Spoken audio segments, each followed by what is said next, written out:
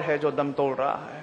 Grover and Grover की एक book है, उसमें वो लिखते हैं, भगत सिंह को एक अंग्रेज ने पूछा, भगत सिंह ये एक ऐसी शख्सियत है, उनसे एक अंग्रेज ने, उन पर मुकदमा चल रहा था, तो भरे कोर्ट में भगत से कहते हैं, this people ruled you for more than 800 years, इन्होंने तुम पर 800 साल हुकूमत की, तुमने कभी बम नहीं फेंका, हमें आए 150 साल हुआ है, और सेंट्रल लेजिस्लेटिव असेंबली में भगत सिंह तुमने बम फेंक दिया।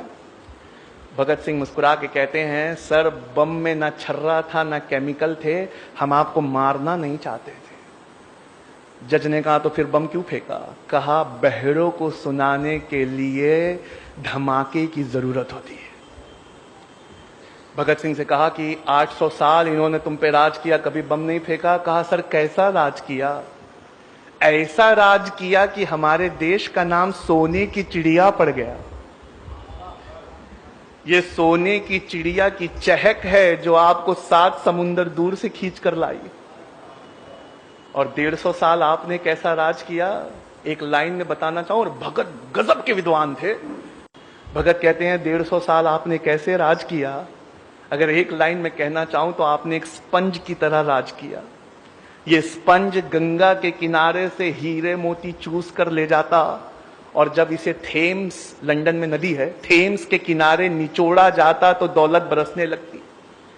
ये जो दौलत आप यहां से भिगा भिगा कर ले गए हैं, सारे कल कारखाने और औद्योगिक क्रांति उसी से आई।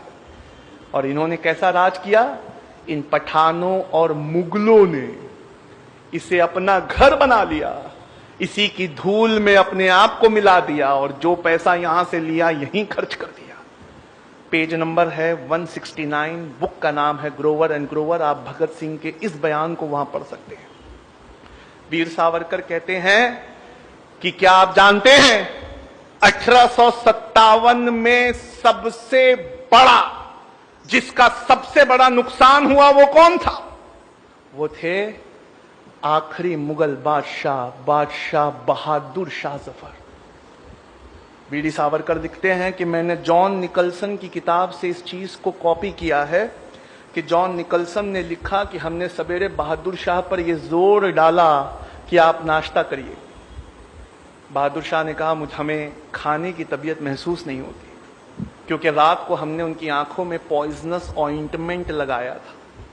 पॉइजनस ऑइंटमेंट लगाने से वो हल्के हल्के नाबीना होना शुरू हो गए थे, क्योंकि इस्लामिक लॉ में एक अंधा इंसान राजा नहीं हो सकता।